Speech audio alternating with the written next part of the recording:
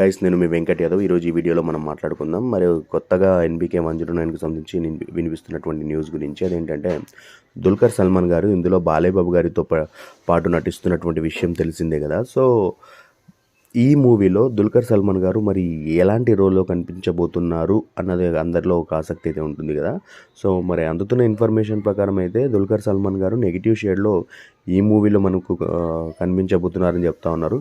మరి negative shade అంటే villain గానా లేకపోతే ఇంకెలా అనేది ఇంకా అఫీషియల్గా తెలియదు. కానీ సో ఇందులో నెగిటివ్ షేడ్స్లో మ్యాక్సిమం ఇందులో కనిపించే ఛాన్స్ ఉంది. ఆయన ఆల్రెడీ కొంతవరకు షూట్ కూడా అయింది అంటూ కూడా న్యూస్ వస్తూ ఉంది.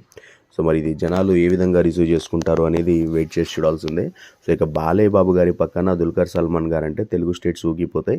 సో ఇక అవతల సైడ్ మలయాళం, తమిళ్ సైడ్ కూడా ఈయనకు మంచి మార్కెట్ ఉంది కాబట్టి అవతల సైడ్ కూడా ఆ లాంగ్వేజెస్లో రిలీజ్ చేస్తే అక్కడ కూడా వర్కౌట్ అయ్యే ఛాన్సెసే ఉంటాయి.